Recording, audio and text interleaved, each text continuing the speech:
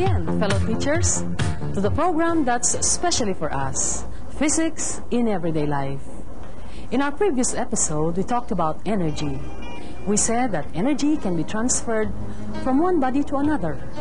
We also learned that energy is not lost, but is changed from one form to another, with the total energy remaining constant.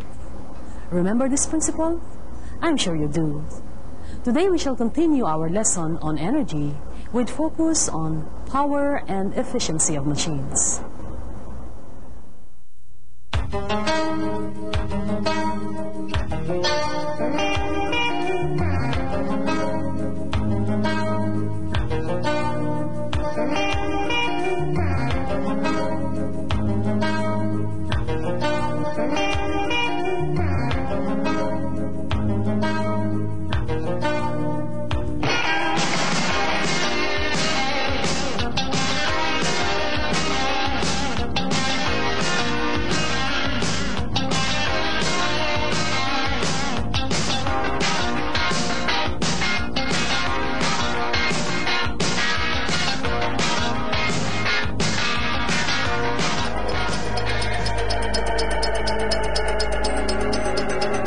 Use machines in everyday life. Some machines are simple, others are complex.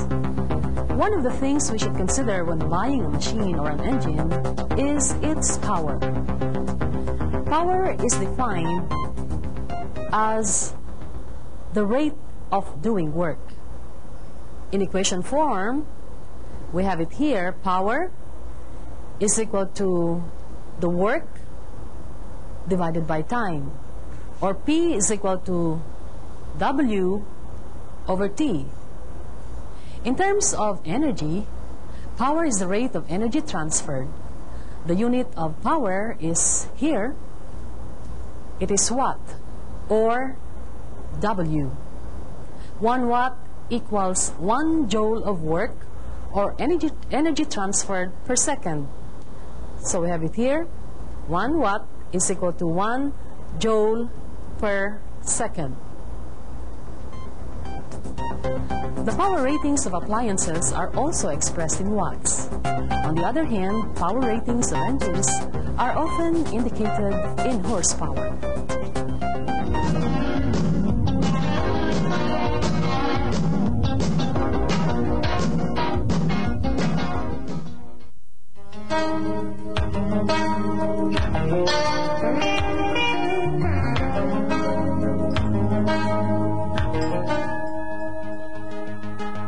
A racehorse can produce several horsepowers, but only for a very short time. On a sustained effort, a healthy horse can do an average of 1 horsepower. An athlete can exert 1 horsepower, or a little over this, but only for a few seconds, just like in a sprint event. On a sustained effort, a healthy man must work very hard and very fast to deliver 1/10 of a horsepower. Engines and machines are labeled with power ratings that indicate the maximum power. For instance, a jeepney may be rated at 300 horsepower, and this is the maximum power its engine can deliver. On a busy street where the jeepney slows down, the jeepney's engine delivers only between 30 to 40 horsepower. Bear in mind that not all of the power delivered to the wheels are used. Some of it is used or is converted to overcome friction.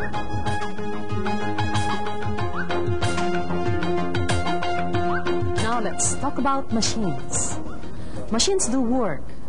When a mechanic rotates the handle of a jack, he does work on it, and the jack also does work as it lifts the car's body. Some machines transfer energy. For instance, a motor engine transforms the chemical energy of the fuel to mechanical energy of the wheels of the vehicle. The energy is transferred through a transmission system. When we are already talking about how fast the work is done or how fast the energy is transferred, then we are speaking of power. Thus, machines also transmit power. Now let us examine how power is transmitted in some machines. In a bicycle, work is done on the pedal. The power output of the pedal is delivered to the wheels, to the sprockets and the chain. The sprockets and the chain consist the powertrain of the vehicle. A mechanical sewing machine is pedaled like a bicycle. This power is transmitted to the upper part of the machine by means of a wheel and axle, and its powertrain consists of the belt and the wheel and the axle. How about cars or jeepneys? How is power transmitted in these vehicles? To find out, why don't we go out and visit a motor shop?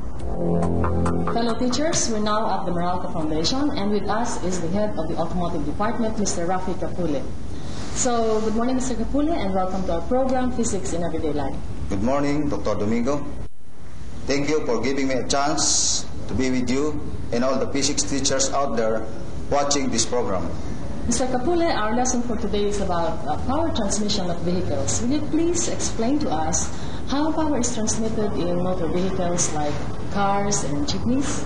Okay, let's start with the engine. Power is provided from the engine. The transmission system of the car consists of the crankshaft, the clutch, the gearbox, the propeller shaft, and the differential assembly.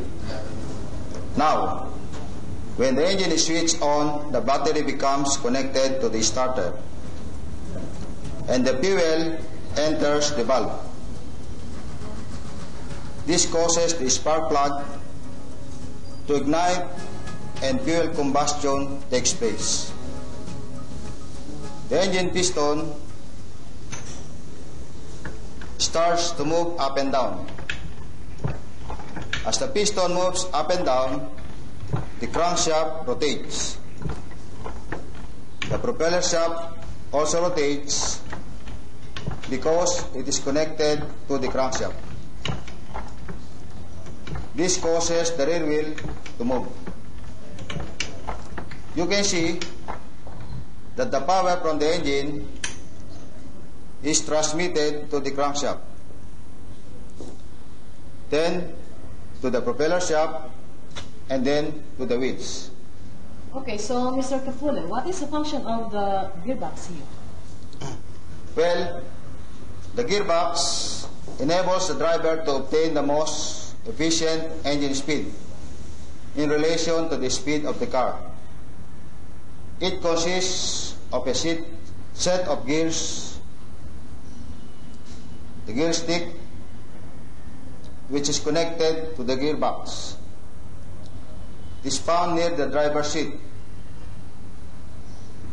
When starting the engine or climbing up the steep hill, the driver shifts to low gear, which gives him maximum power.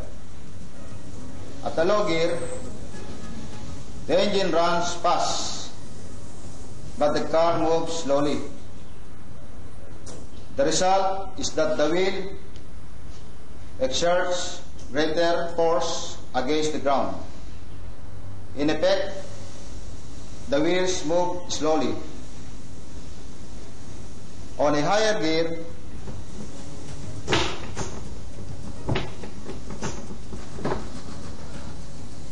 the engine runs slower, but the wheels move faster.